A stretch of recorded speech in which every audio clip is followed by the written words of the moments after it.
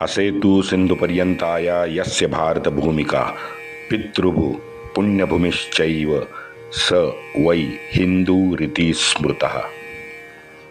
भारत भू का सच्चा छिपाया गया इतिहास आपके समक्ष रखने का हमारा प्रामाणिक प्रयास है। हमारे इन कोशिशों को लाइक सब्सक्राइब करके आप हमें सहयोग करने की कृपा करें। बेल बटन जरूर दबाएं। आज तक हमने इतिहास में ईसा पूर्व 326 से 1857 का कुछ अनदेखा अनसुना जो इतिहास है वो उजागर करने की कोशिश की है। इससे आगे निजाम, मराठा और राजपूतों का इतिहास शेष है। कृपया सहयोग करें, वरना YouTube से ये हमारा इतिहास भी ओझल होने की आशंका है। वंदे मातरम। जय श्री राम। योगेश अनंत कालिका सभी सुनने वालों को प्यार भरा नमस्कार। मित्रों, बात हमारी कानपुर की हो रही है। जैसे ही लखनऊ से कानपुर के लिए सर हेनरी की भले मामूली हो, लेकिन जो मदद उन्होंने भेजी वो मदद मिलने से व्हीलर की जान में जान आ गई थी। और उसने पहले ही कानपुर की चाबियां जो थी वो नाना साहब को दे रखी थी। तो अब अंग्रेज़ों के प्रति, उनके परिवारों के प्रति अब वो आश्वस्त था कि भाई हमारी जान नहीं जाएंगी। अब ये वो सोच रहा होगा, तभी उसके ऑफिस में उसकी फिर एक बार नींद उड़ गई। उसने सुना कि 24 जून को ईद आने वाली है। अब वो जो मन का डर है ना, वो फिर बाहर आ गया। उसने तुरंत हेनरी को टेलीग्राम भेजा, भाई कुछ करो कुछ करो, ईद के दिन पक्का हमला होगा, ईद के दिन पक्का हमला होगा। क्या हुआ? ईद आई। उसी दिन सभी गोरों ने उपहार लिए, उपहार दिए। जश्न का माहौल पूरे कानपुर शहर में था। कुछ नहीं हुआ। कांड हुआ 30 तारीख को। 30 मई को क्या हुआ, एक शाम को किसी शराब की दुकान पे एक गोरे ने दारू के नशे में एक गोली चलाई। अब सौभाग्य था कि उसके सामने जो हिंदी सैनिक बैठा था वो बच गया। अब उसके बाद वो हिंदी सैनिक ने सीधा फरियाद की, और हमेशा की तरह जो आज तक होता रहा, उसके सामने जो गोरा अफसर बैठा था, पुलिस अफसर, उसने कुछ लीपापोती की और मामले को रफा दफा करके उस अंग्रेजी बेवड़े अफसर को छोड़ दिया। लेकिन इस घटना से क्या हुआ, हमारे जो हिंदी सैनिक थे कानपुर के, वो नाराज हो गए। लेकिन बेचारे चुप बैठे, क्योंकि आदेश अब तक आया नहीं था। सुबह को एक खबर से अंग्रेजों का गला सूख गया। क्या हो गया? सुबह सुबह कानपुर शहर में पता चला कि गंगा जी के बहाव में एक अंग्रेजी कोई दाम्पत्य था, मियाँ बीबी, उनके शव बह के आए थे। अब कहाँ मारा, किसने मारा, कानपुर शहर के थे या आगे से प्रयागराज से वो शव आ रहे थे, किसी को कुछ पता नहीं। इस तरह की जो छोटी छोटी मैंने घटना बताई 3-4, वो हर दिन हर घंटे बल्कि कुछ ना कुछ डरावनी खबर कानपुर में गत 10-15 दिन से पहुंच रही थी। अब जैसे खबर पहुंचती, अंग्रेज और उनके परिवार में भगदड़ जैसा माहौल शुरू होता। अब उनकी अवस्था देखिए, उस 10-15 दिन में क्या अवस्था हुई होगी। अब उस अवस्था में भी 1 जून को होविलर ने अचानक लॉर्ड कैनिंग को खत लिखा। खत में पता नहीं उसकी मानसिकता क्या होगी, लेकिन खत में लिखा कि हम यहाँ डरावने माहौल के बावजूद सुरक्षित हैं। जल्दी ही लखनऊ को मदद भेजने में हम सक्षम हो जाएंगे।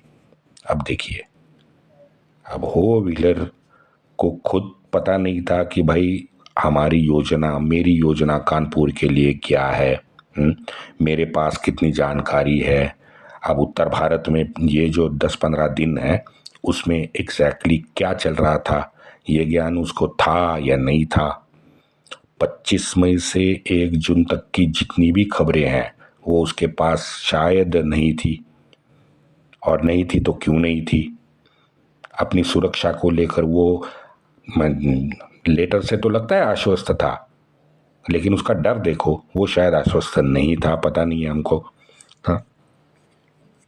प्रयागराज से गोरों की फौज 3 जून को कानपुर के लिए निकली, लेकिन कहाँ गई? लखनऊ। किसी को कुछ समझ में नहीं आ रहा था कि वो कहते हैं ना कि भेड़िया शहर में आएगा, नहीं आएगा, कब आएगा, भेड़िया असल में है या सिर्फ अफवाहें उड़ी हुई हैं, या फिर वो अंग्रेजों को डर दिखाने का एक जरिया था। कोई योजना थी, तो योजना के तहत आफत आने वाली है। किसी को कुछ पता नहीं था। 3 जून तक ये माहौल बना रहा। बम फूटा 4 जून को। रात के अंधेरे में दनादन बम फूटने लगे। बार हवा में सुनाई देने लगे। अब बार यानी उस वक्त बंदूक से जो गोली निकलती थी उसका एक विशिष्ट आवाज होता था, उसको बार कहते हैं कि बार उड़ाना। बार उड़ाना यानी बंदूक से एक गोली निकल गई। तुरंत रात को सरकारी कार्यालय आग के लपटे में आ गई। सड़क पे दिखे सूबेदार टिक्का सिंह जी। अब सूबेदार टिक्का सिंह अपने घुड़सवारों के टुकड़ी के साथ कानपुर शहर में आग लगाते घूम रहे थे। पहला निशाना बना गोरों की कॉलोनी। जैसे उसके टुकड़ी के 2 घुड़सवार पहली रेजिमेंट के पास गए, पहली रेजिमेंट तो तैयार थी। पहली रेजिमेंट में दीन दीन दीन दीन चिल्लाते पहली रेजिमेंट बराक से बाहर निकली। अब जैसे बराक से बाहर निकली, वहां पे उनके सामने आया मेजर एवर्ट। मेजर एवर्ट वो तो अकेला आया था। वो गिड़गिड़ाने लगा कि अरे भाई रुको, अरे भाई रुको, देखो राज्य निष्ठा ऐसे नाम की कोई चीज होती है, आप वो भूल चुके हो। हमें जो खिलाते हैं उसके प्रति गद्दारी मत करो। सुनने के मूड में कौन था? कोई नहीं था। एक रेजिमेंट सूबेदार, पूरी की पूरी रेजिमेंट सूबेदार टिक्का सिंह जी से जा मिली। अब वो मिलने के बाद में सूबेदार निकल पड़े नवाबगंज के नाना साहब के छावनी की ओर। इसे सुनते अंग्रेज ज्यादा बौखला गए। तुरंत अपने उनके पास जो 2 रेजिमेंट बची हुई थी उनको परेड पे बुलाया। अब उनको परेड पे बुलाया, साथ में अपने तोपखाने को भी बुलाया और सबको एक साथ उन्होंने रख लिया। यानी अंग्रेजों के पास 2 नेटिव फौज की ये पलटन थी और एक तोपखाना था। उनको रात भर परेड ग्राउंड पे रखा उन्होंने। 5 जून को सुबह जब वहाँ के अफसर आश्वस्त हुए तो तोपखाने के जितने भी सोजिर थे अंग्रेजी, उनको लाइन के अंदर बराकी में जाने की उन्होंने इजाज़त दे दी। अब जैसे इजाज़त दे दी तो परेड ग्राउंड से फिर यूरोपियन वहाँ बराकी की ओर निकल पड़े। अब यूरोपियन तो निकल पड़े, लेकिन उनके साथ रात भर जो 2 रेजिमेंट वाले थे ना, वो उनके साथ नहीं चले। उन्होंने अपनी अलग राह पकड़ ली। अब अगर ये हमारे 2 पलटन के लोग चाहते तो ये 200-250 गोरों को मारना बहुत आसान था, लेकिन उन्होंने भाई साहब कुछ नहीं किया। कुछ किए बिना 3,500 हमारे हिंदी सैनिक नाना साहब के नवाबगंज के छावनी में राष्ट्रवीरों से जाके मिल गए। होविलर तब क्रोधित नहीं हुआ। होविलर लिखता है कि मैं थोड़ा बहुत खुश हुआ क्योंकि मैंने आज सुबह से एक भी अंग्रेज की लाश नहीं देखी। अब कितनी हताश मानसिकता है होविलर की, देखिए कितना हताश हुआ होगा वो। उसके हाथ में कुछ बचा ही नहीं था। शायद उसे ये भी लगा था कि ये जो राष्ट्रवीर है हमारे, वो जल्द से जल्द दिल्ली की ओर निकल पड़ेंगे। बेचारे को पता ही नहीं था कि इस युद्ध के असली धुरीण जो है, असली योजनाकार नेतागण जो है, वो उसी के कानपुर शहर में नवाबगंज में बैठे हैं। क्यों बैठे थे? सीधा एक मकसद था। कोलकाता से पंजाब और दिल्ली की तरफ जो सप्लाई चेन थी ना, वो उनको तोड़नी थी। नवाबगंज में सभी 4,000 हिंदी राष्ट्रवीरों ने नाना साहब को छत्रपति घोषित कर दिया। टिक्का सिंह जी हमारे नए जनरल बने। जमादार दलगंज सिंह जो थे वो 53 रेजिमेंट के कर्नल बने। तो गंगादीन को 56वें रेजिमेंट का कर्नल नियुक्त किया गया। भगवा हाथ लेके हाथी पे नाना साहब को बिठा के पूरे गांव में उनको घुमाया गया। अब गोरों को पता चला कि सारे वीर तो भाई साहब ब्रह्मवर्त गए हैं, ना कि दिल्ली गए हैं। उन्होंने अपना मोर्चा संभालने का निर्णय किया। 1,000 के आसपास की संख्या थी अंग्रेज और उनके परिवार। तो उनके जो जितने भी ये सदस्यगण थे, उनको हो व्हीलर सबको लेके गंगा किनारे जो अस्थाई किला बनाया था ना, उस अस्थाई किले में सुरक्षित जगह पे वो लेके गया। लेके जाने का उसने निर्णय किया। बल्कि अब ये तटबंदी लगाई सुरक्षित जगह नाना को भी पता थी। सिंपल है, क्योंकि कॉन्ट्रैक्टर तो अपने हिंदी थे, बनाने वाले सब अस्थाई किला बनाने वाले ये हमारे हिंदी भाई लोग थे ना। तो नाना को जैसे पता चला तो उन्होंने अपने सारे सैन्य को पहले वहां भेजने का निर्णय किया कि भाई उनको वहां कमजोर कर देते हैं जहां इनको सबसे ज्यादा अंग्रेजों को सुरक्षित लगता है। 6 जून की सुबह हो गई। व्हीलर को एक चिट्ठी मिली। चिट्ठी में लिखा था, हम जल्द ही आप पे हमला करने वाले हैं, आप तैयार रहे। अब इसमें थोड़ा सा मित्रों मेरी परेशानी शुरू हो जाती है कि भाई साहब ये हमारे जो लोग थे, ये कौन सा अहंकार था हमारे राष्ट्रवीरों का? हाँ, समझ में नहीं आता। थे तो 4,000 में छल कपट है, गनिमी कावा है, हाँ, सबका साथ तो आप लेते ही रहते थे। लेकिन अंतिम युद्ध की जब बारी आई तो वही 5,000 साल पुराना नियम आप मानने लगे। पता नहीं चलता कि मेरी मति तो गुम हो जाती है कि ये क्या है? हाँ, चिट्ठी में आप लिखते हो कि हम जल्द आप पे हमला करने वाले हो, आप तैयार रहो। उधर चिट्ठी मिलते ही फिर वो आराम से जो लेटे थे गोरे, वो अपनी सुरक्षा 4 चौबंद करने में लग गए काम पे। सारे तोप खाने अपनी जगह पे उन्होंने बिठा दिए और उन तोपों के साथ बत्ती के साथ गोलंदाज भी तैयार थे। गोलंदाज यानी गोला चलाने वाले। क्योंकि ये पत्र खुद नाना साहब ने स्टैंप के साथ लिखा था। अब ये वो पत्र देखे तो मैं दंग रह गया। हाँ, ऐसे लग रहा है कि जैसे वो आज की वो क्रिकेट मैच नहीं होती है, वैसे फ्रेंडली मैच शायद वहाँ अस्थाई किले पे कानपुर में हो रही थी। ये अंग्रेजी अफसरों को जिंदा छोड़ना, पत्र लिख के उनको पहले ही युद्ध के लिए सावधान करना, यार समझ में नहीं आती। 1192 हमारे पिथौरा जी, पृथ्वीराज जी, हाँ, और वहां से ये चला आ रहा गुण है।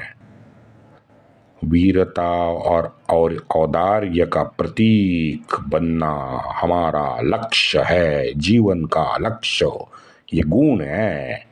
इसी को सावरकर कलियुगी सद्गुण विकृति कहते हैं। ये विकृति के शिकार है ना हम हिंदू आज भी हैं। इतने ज़्यादा अच्छे हैं हम लोग मन से, इतने ज़्यादा अच्छे हैं, सामने वाले की कदर करने वाले लोग हैं। लेकिन भाई साहब ये कलयुग में विकृति बन गई है। वो ये हम लोगों को कौन समझाए। और हमारे तो डीएनए में वो वीरता, औदार्य, समाधान, आस्था, प्रेम, ये सब घुसा हुआ है ना। तो यही वजह है कि नाना साहब ने भी इसी को फॉलो किया।